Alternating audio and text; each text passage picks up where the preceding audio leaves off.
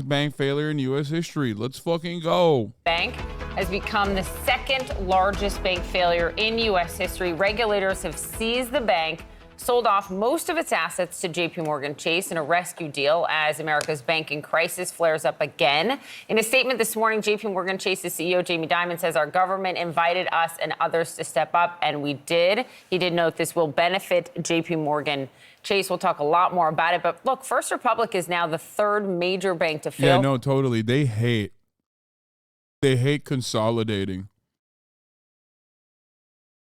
and purchasing competitive banks with like at pennies on the dollar. They hate it. Jamie Dimon's like, oh man, I got my money up big today. And people think I did it out of the kindness of my fucking heart. It's so sick. Since March. The announcement comes just hours before markets open, and we're keeping a close eye on Wall Street to see how it reacts when the markets open. Our business and politics correspondent Vanessa Yurkevich outside of a First Republic bank. I used to make a joke back in the day about how to deliver socialism in America by allowing Amazon to monopolize every sector of existence and then forcibly overtaking Amazon, like with the government at gunpoint and nationalizing it. And I feel like that's we could do that with banks too. Like just nationalize fucking Jamie Dimon. Like they're buying out everybody anyway. Let's do it. Bank here in New York City. Vanessa, good morning to you. What is so shocking is that 11 weeks ago, Jamie Dimon and JP Morgan led the way for all these big banks to inject $30 billion into First Republic. I love the idea that the government would for sure run these banks into the ground, as we're looking at a story about a private bank that was literally bailed out by the government. Like the notion that the government would certainly run these banks into the ground is just something that something that you say in general is something that all Americans say because it's like something that they've heard over and over again. So they say it, right? So they repeat it. But it's pretty funny to repeat it right now. Okay?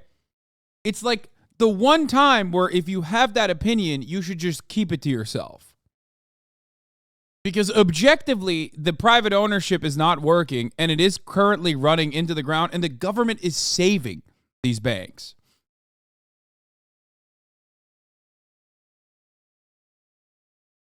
It's very odd. It's like defending cryptocurrency all the time, but then definitely doing it like while we're watching the FTX collapse happen or something. You know what I mean? Like, oh, dude, I love crypto exchanges. You better not be talking shit about my favorite crypto exchange, FTX. That is the most valid and reasonable one while like Sam Bankman-Fried is going to jail. You know what I mean?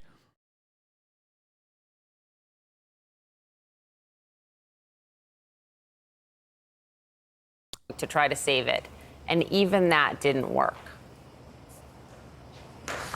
That's right, Poppy. And later this morning, when this First Republic branch behind me and 83 others around the country open, it will be under new ownership. JP Chase buying First Republic Bank in a deal overnight, announced this morning by the FDIC. This was an effort by regulators to shore up consumer confidence in the banking system.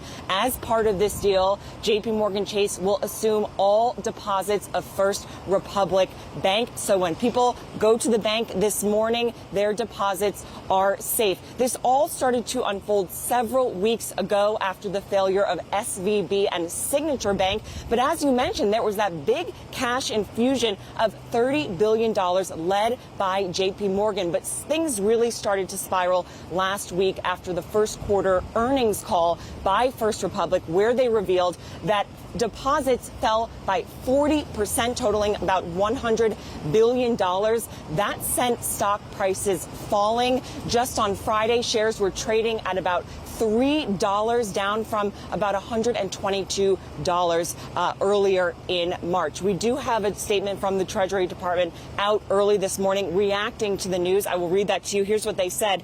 Quote, Treasury is encouraged that this institution was resolved with the least cost to the Deposit Insurance Fund and in a manner that protected all depositors. The banking system remains sound and resilient, and Americans should feel confident in the safety of their deposits and the ability of the banking system to fulfill its essential function of providing credit to businesses and families. So clearly, this is an effort by the FDIC, an effort by JP Morgan Chase, and an effort by the Treasury Department to assure customers and consumers that the banking system here in the United States is in fact safe. Poppy? It's still just stunning to see 3 big U.S. bank failures since March. Vanessa, thank you. We'll check back in with you throughout the morning. And Caitlin and Christine, I mean, the truth is the FDIC still is going to pay $13 billion here in terms of the cost of this. Well, that's what they've forecast, actually, because we don't know what the ultimate cost will be, but they've said it could be about $13 billion. And Christina Romans, you're obviously our chief business correspondent. What do we know about the details of how all of this happened and what it looks like, what they've agreed to? It was just an amazing weekend. I got to tell you, I mean, this is JP Morgan taking over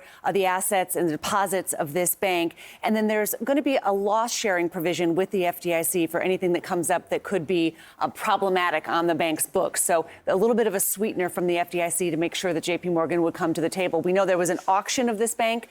So over the weekend, you had all these banks who were vying for pieces of First Republic, but it was pretty clear. Maybe PNC, JP Morgan, others. By the end of last week, it became pretty clear that the FDIC was going to have to step in and take over this bank. It was not going to be able to stand alone. Yeah, and I think if you're waking up this morning and you're looking at this, I was just texting with a top House Republican who deals with all of this, and he says essentially this is unfinished work from SVB weekend, from what happened with Signature Valley Bank. Well, so Silicon Valley.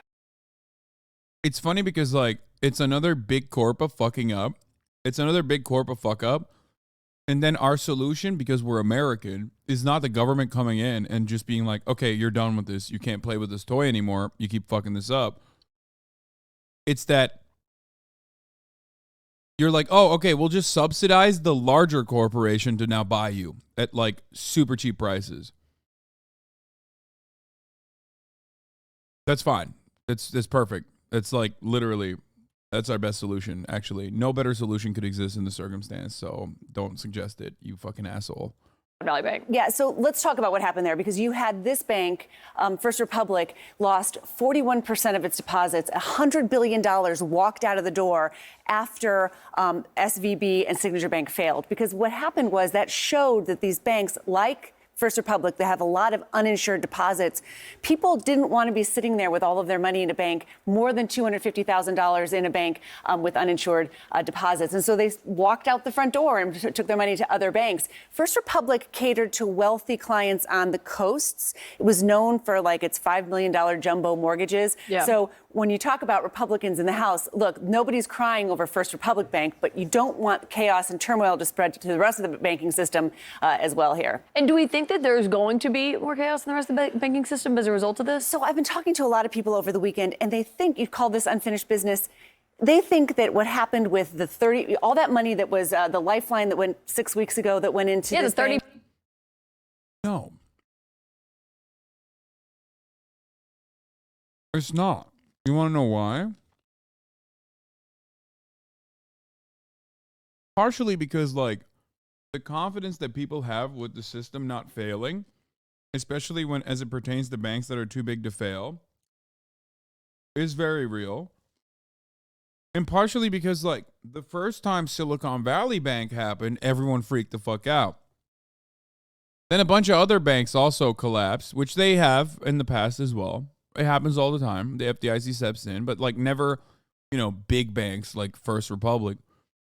But we're already we're over it. You know what I mean? I think people are just completely aware. People are just like, oh yeah, this is happening. Fine. You know what I mean? What are you going to do about it? You have no say. You have no say in the process. You have no power. You're powerless. You just hope that the government doesn't fuck you. That's it. That's what we got. That's all we got, as a matter of fact. $1 billion. Right. That bought it some time. Yeah. It calmed down market fears. It bought it some time and allowed the industry to be able to find a way to manage this problem. Will there be more banks?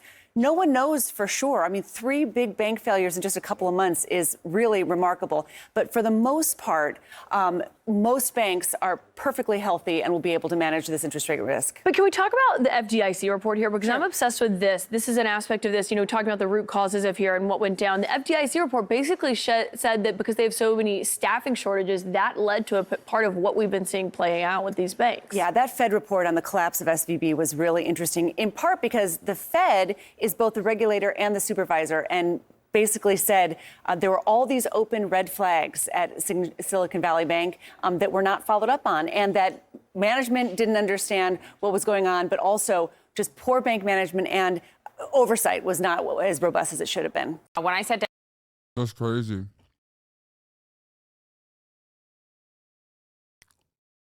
It's not even a question to fucking improve oversight in the banking sector. That's not even a talking point, okay? Not only that, but we can't even fucking collect taxes properly.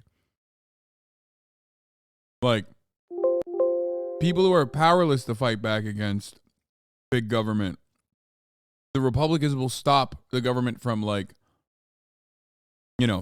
getting their tax dollars back. It's crazy.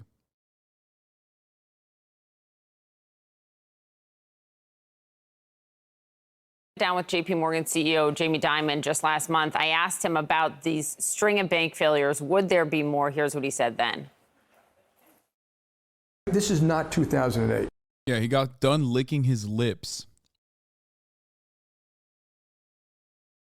and going, oh man, that surely would be so bad. Please. Num, num, num, num, num, num. That would be so bad if we bought a bunch of fucking banks that the federal government basically gave us for pennies on the dollar. Okay, this is much more limited. There are only a handful of banks that had this particular problem. They'll eventually be resolved one way or another, and I think then people should take a deep breath. In a week or two, a lot of these banks can be reporting earnings. I think they'll probably be pretty good. What we subsequently learned as we bring in Roger Altman, former Deputy Secretary of the Treasury and founder and senior chairman of Evercore. Roger, thank you. What we learned when those bank earnings came in is how much money fled from First Republic in the first quarter. But it's notable because Jamie Dimon, who's now leading the bank that is buying up most of their assets, is the one who led the initial attempt to rescue. He's the one who picked up the phone, called the other banker, said, let's get in here, let's try to rescue First Republic. I wonder why it didn't work. I think it didn't work because the deposits kept leaving First Republic. What basically happened here is that after the failure of Silicon Valley Bank a few weeks ago, a lot of depositors just simply decided that they didn't want their money at medium-sized banks, and they moved that money either to the very largest banks like JP Morgan or Bank of America, or to money market funds. And I'll tell you what I think happened.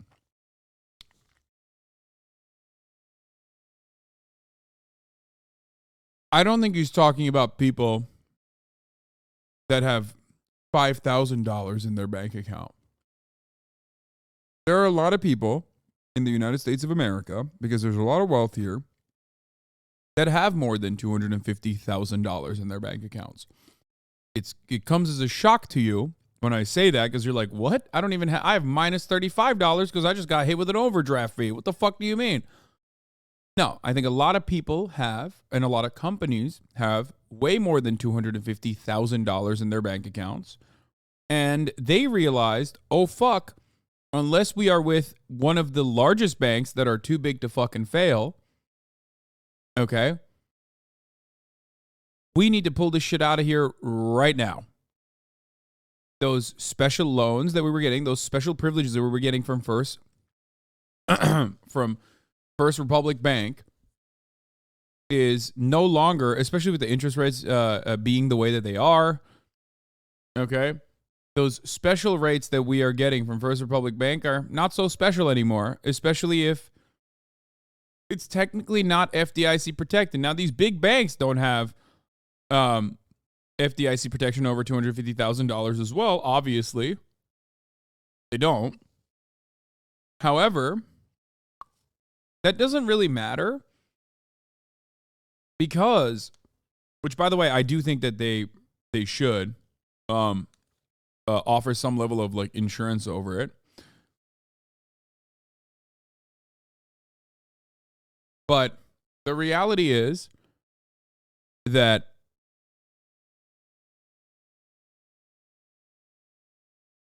there's a lot more people than you would think that have this kind of money in their fucking bank accounts or something close to it that basically moved into too big to fail banks. That's what happened.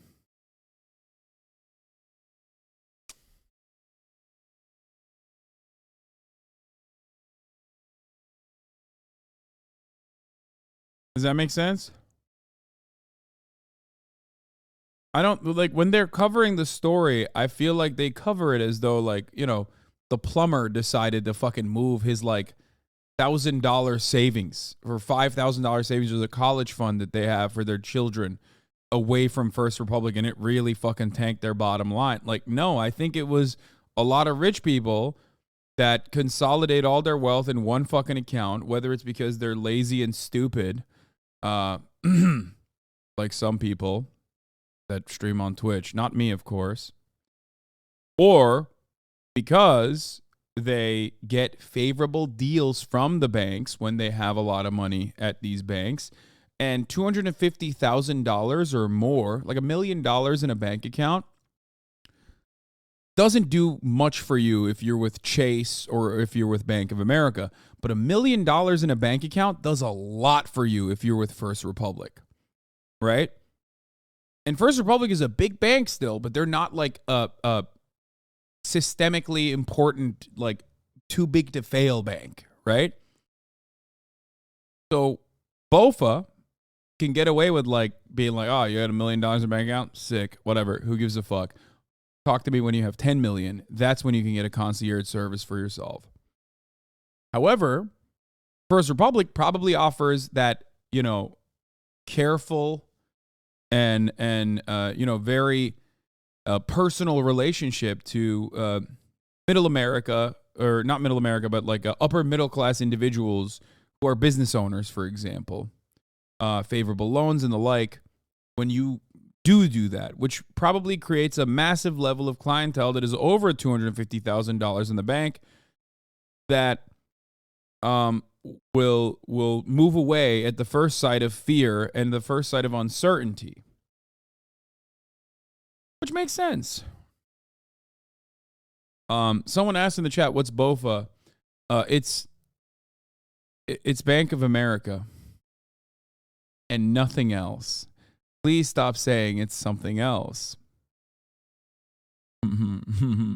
It's just Bank of America. Duh. First Republic in recent weeks lost almost all of its deposits. And what happens is they had to replace those deposits with a higher cost loans from the Federal Home Loan Bank Board and from the Fed. And that, by the way, everything I just mentioned was pure speculation. Well, except for the favorable clientele stuff for First Republic Bank, like being able to get more bang for your buck from a smaller bank than you would with Bank of America, or the Bank of America like private concierge clientele hands-on service only being afforded to you after $10 million. That part is real, but the speculation part is I speculate places like First Republic have a lot of clientele like that, unless they're like a specialty bank like SVB, right? You know, which also had a lot of clientele like that, where the big, the important clients for that bank moved a lot of their money.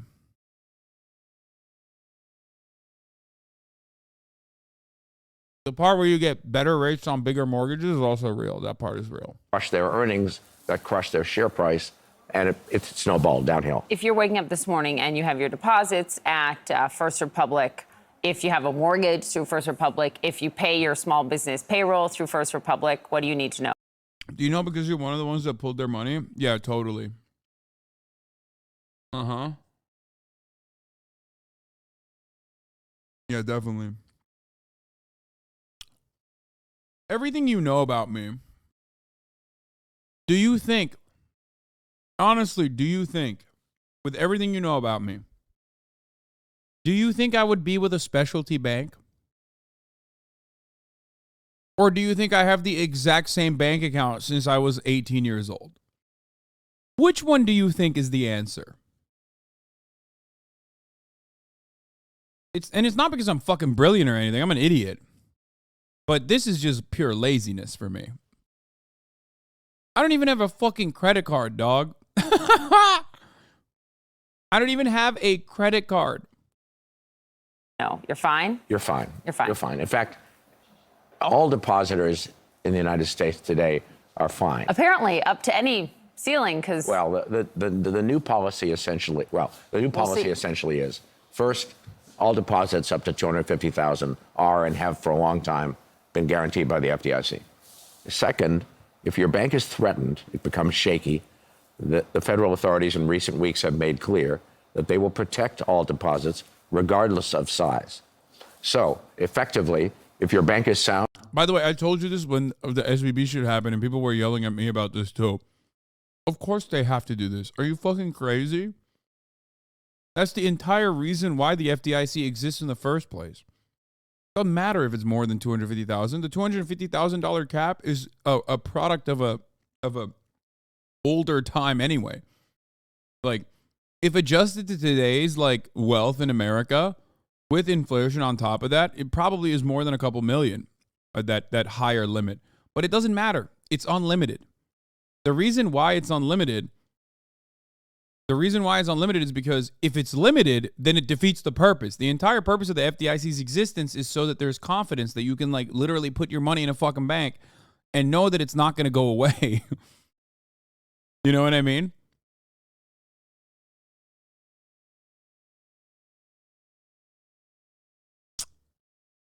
Before 2008, the cap was 125K. I mean, even then, it's like that was low for then. 250K is technically low for now. It doesn't matter. None of it matters ultimately because of the principle that I'm describing to you. The entire purpose for why they have the FDIC to begin with is so that people don't lose confidence in putting their money in a bank. What the bank does with that money, well, that part is really fucked up. Okay? They should regulate that part.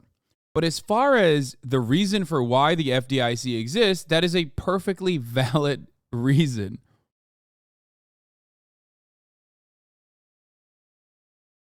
Your deposits are fine because the bank is sound. If your bank somehow becomes shaky, Right. your deposits are fine because the federal authorities will protect them. Two of the things we've learned that helped lead to this failure of First Republic, 2/3 of their deposits were uninsured. That a lot of wealthy clients, business owners, you know, but if you talk about... I didn't even know this. There you go. What did I tell you? I didn't even know this. I said it was pure speculation. I'm wrong. It wasn't. Apparently, it's not speculation. It's pre-watch. Boom. There you go. Yeah. 100%. 2/3 of their fucking deposits were uninsured. There you go. That means 2/3 of the clientele was over the $250,000 limit. 2/3. The irony, of course, is that most okay. I'll just describe it like this. Okay, here, it's paint time. In the United States of America, you have the 1%. Okay? It's these guys. Their wealth is like, if there's an entire pool of wealth in America, the 1%, these guys, their wealth is like all of this, okay? Like, they pretty much own all of this shit. That part is not interesting. So let's erase that. Okay? Wait, hold on. Fuck. What am I doing? Go back to the brush. God damn it. Go back to the brush. Okay. Okay? Let's talk about the other side. Let's talk about the other side. The rest of it, when we're talking about like the real world, you have the upper middle class and like the wealthy and the upper middle class that don't make it up to like the 100 millionaire status. Okay? most of the people, like if we're to cut that again, most of the people fall here, right? Not working poor, or sorry. Most of the wealth still is in that second category. Most of the wealth is still in the upper middle class, the working poor, right? And then you have 80% of the public that's here that owns much, much smaller of a sliver of the overall wealth. These guys in the bottom, okay, the bottom 80%, let's say, or let's say bottom 70%, okay?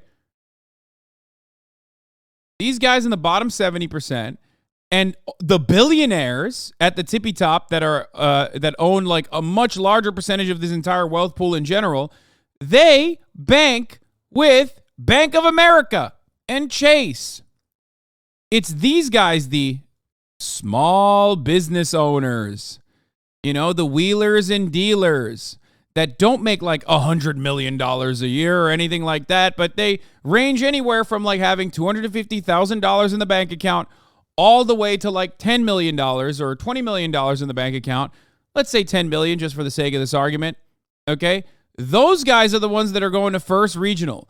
Those guys are the ones that are going to SVB because they get, just like Andrew Tate gets to be corrupt in Romania, they get the ball on a budget with banks like First Republic Bank. Okay? You know how Andrew Tate went to Romania because he was like, I don't have enough money to fucking be corrupt in America or in the Western world, but I can behave like a fucking oil baron in Romania? It's the same shit. The small business Andes are the ones that fucking float the boat of the First Republic banks of the world. Okay? These are the guys who are avoiding the fee, the FDIC protections because they're First Republic Bank, I never even think about it. It's an afterthought for me. I'm sure they'll protect my money until they can't, until you feel like you can't. They make up 2/3 of the First Republic Bank's clientele. They are the ones who probably immediately took their money out and moved it to the big banks, which is why there was a bank run.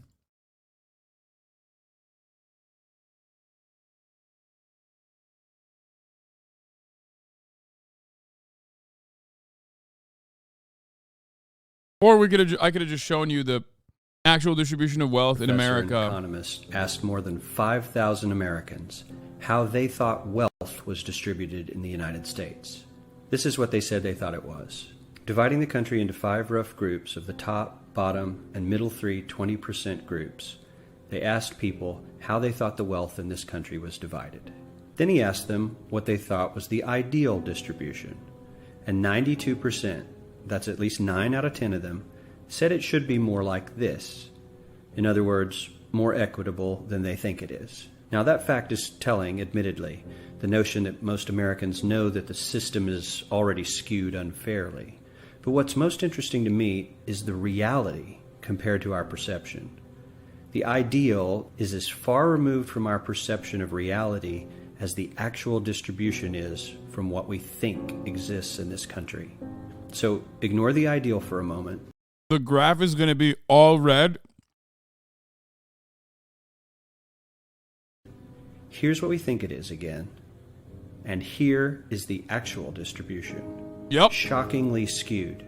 Not only do the bottom 20% and the next 20%, the bottom 40% of Americans barely have any of the wealth. I mean, it's hard to even see them on the chart. But the top 1% has more of the country's wealth than 9 out of 10 Americans believe the entire top 20% should have. Mind-blowing.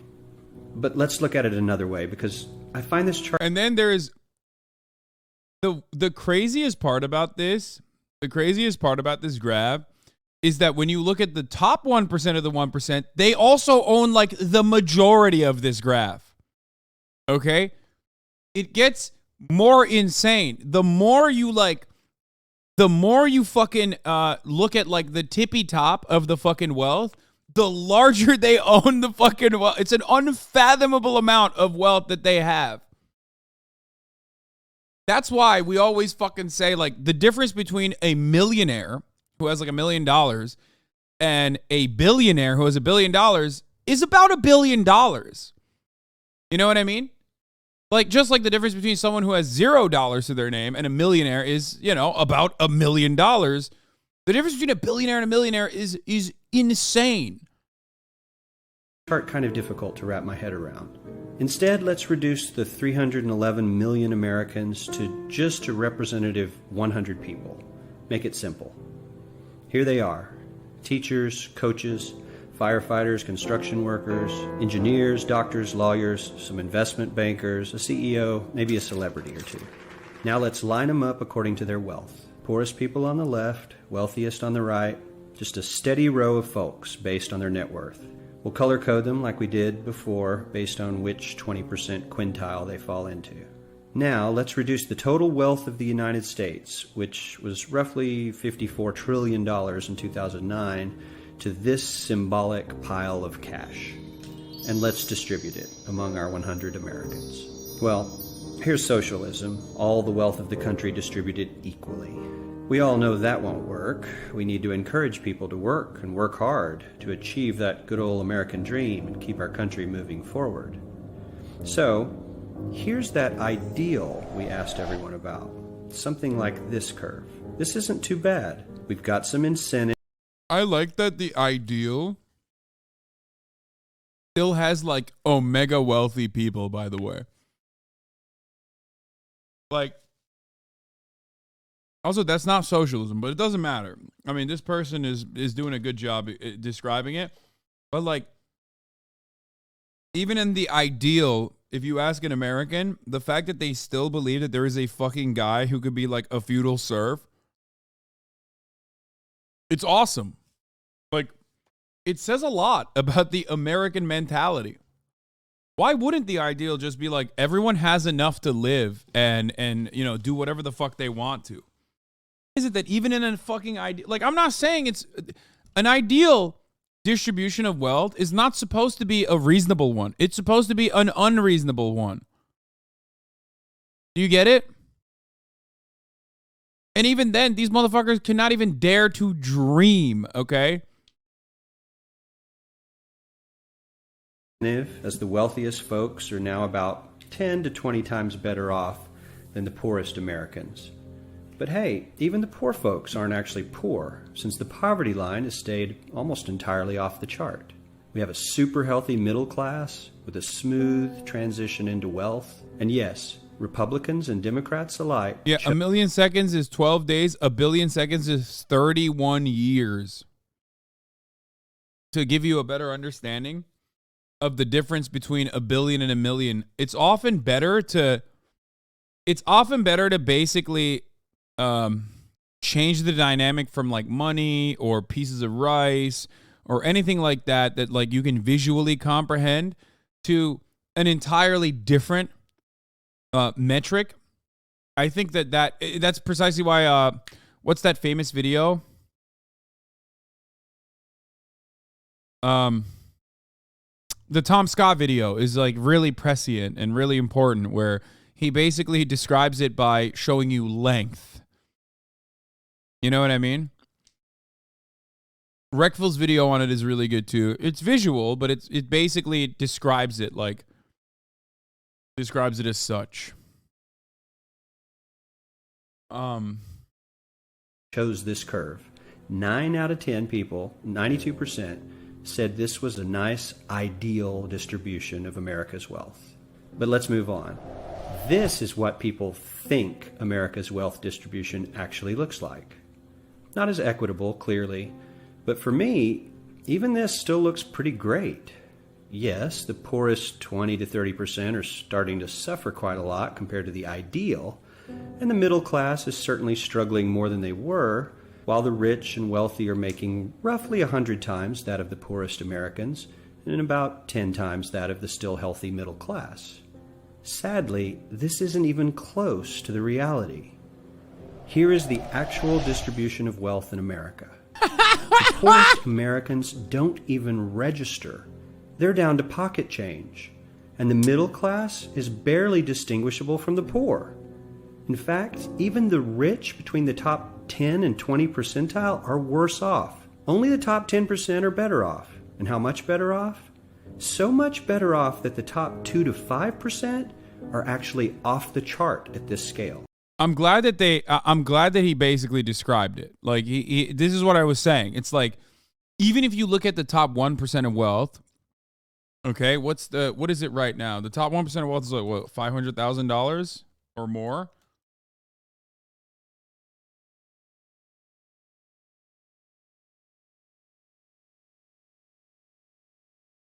Household net worth for the top 1%.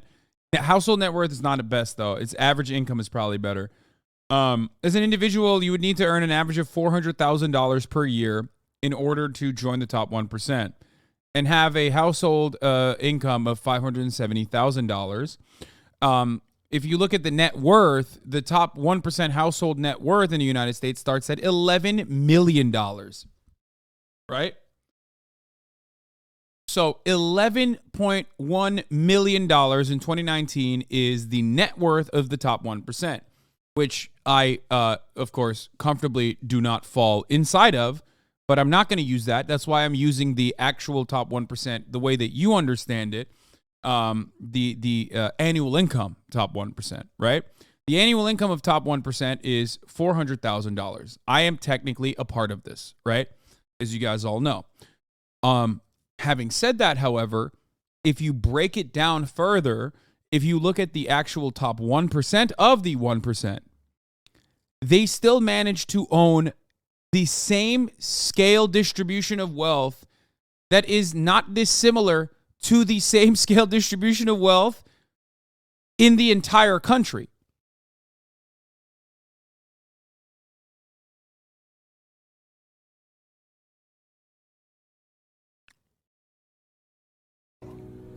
And the top 1%, this guy, well, his stack of money stretches 10 times higher than we can show.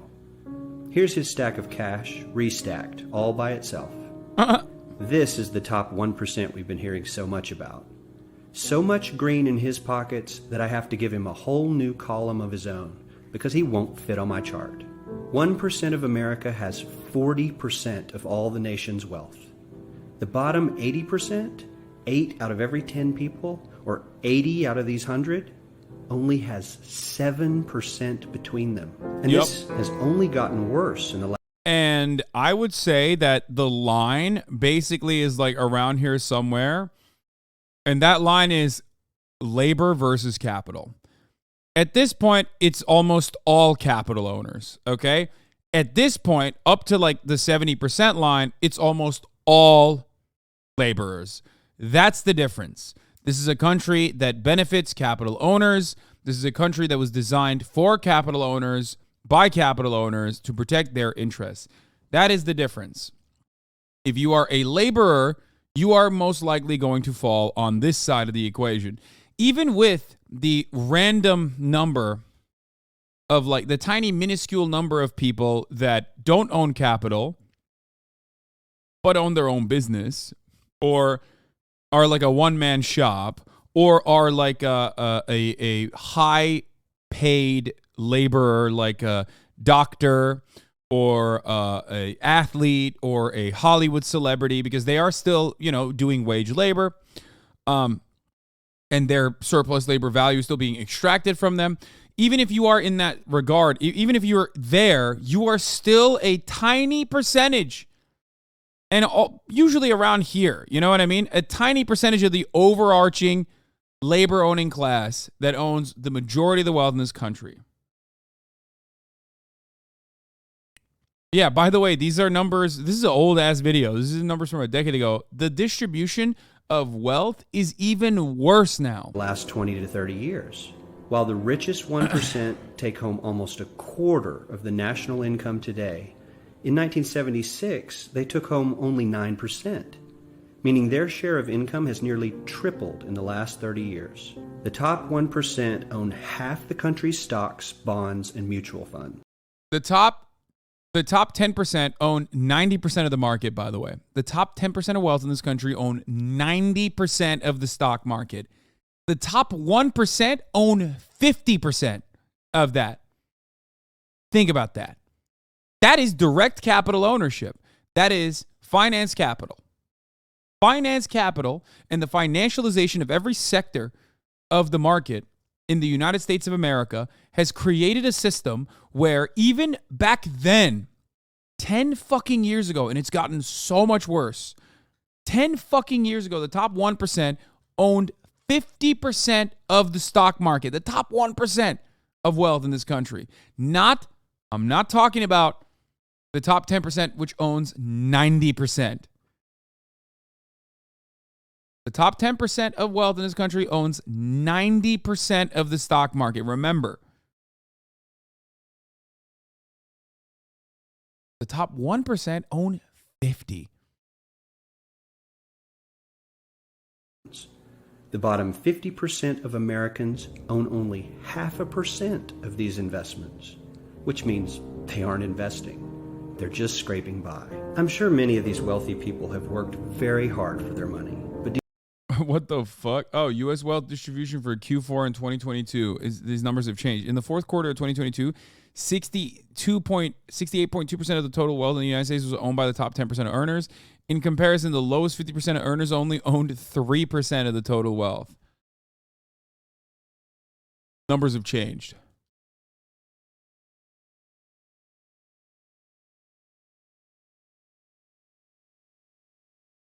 In 2021, nearly 10% of U.S. households had an annual income of under $15,000. With such a small percentage of people in the United States owning such a vast majority of the country's wealth, the gap between the rich and poor in America remains stark.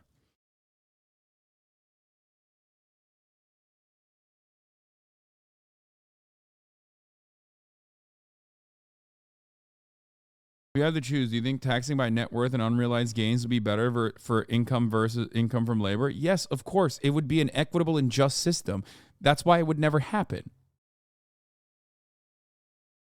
When you are a laborer and not a capital owner, you are basically taxed on your net worth because your net worth is your annual income or what remains of your annual income, which is nothing because everything is going to rent. Everything's going to survival. Everything's going so that you can go back to work in the morning. When you're a capital owner, however, your net worth is significantly more important.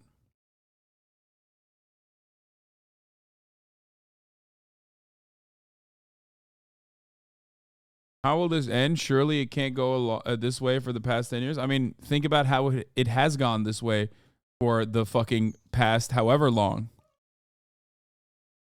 do you really believe that the CEO is working 380 times harder than his average employee? Not his lowest paid employee, not the janitor, but the average earner in his company. The average worker needs to work more than a month to earn what the CEO makes in 1 hour. We certainly don't have to go all the way to socialism to find something that is fair for hardworking Americans. We don't even have to achieve what most of us consider might be ideal. All we need to do is wake up and realize that the reality in this country is not at all what we think it is. It's crazy.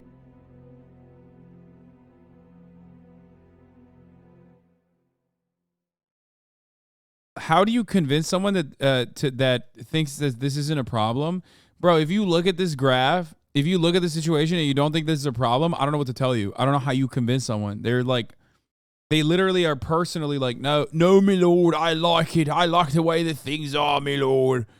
Fucking hell, my lord. Give us the top of the hour ads. I worked hard to fucking pay for my subscription. No one should get gifted a sub, my lord. It makes me feel worse about my fucking situation. What are you doing then? Why are you letting anyone not see the fucking top of the hour ad breaks? Which come at the top of every hour, my lord. And if you no longer want to see those ads, you can fucking work hard and pay for a $5 a day subscription on your own. Or you can get a free one in the form of a Twitch Prime. Or you can actually... Oh my God, she's just barking every time I speak now. Every time. Suki JPEG, thank you for the 5 gifted subs. Thank you for allowing 5 people to no longer see the fucking ads. No, Kaya's anti-British. She's anti. She's looking at me mad as fuck. Like, I hate the British. Don't fucking do it. Don't you do it. Here's the 3-minute ad break now. Paying a payroll, for example, Thank you, for a Coffee company of Dave. 100 people. A week payroll, 2 weeks is going to top the FDIC insured amount of $250,000. But they had a lot of uninsured deposits, and they also had a loan to capital ratio that was way bigger than most, 111%, meaning they had more loaned out than they had deposits in the bank. Can you regulate against those things? What would prevent something like this? Well, first of all, Poppy, there's Or nothing should you? wrong with having a lot of business Should you? deposits, Right. which go beyond 250,000. If you're a bank, you want that. Right. So there's nothing inherently unhealthy about that.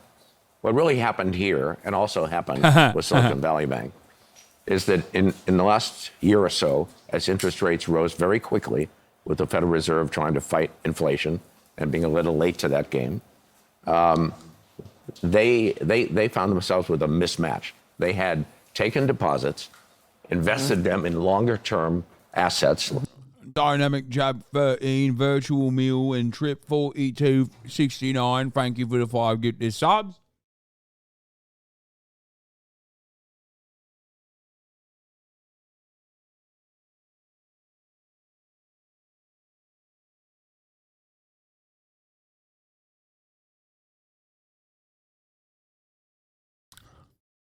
Like federal bonds and mortgages.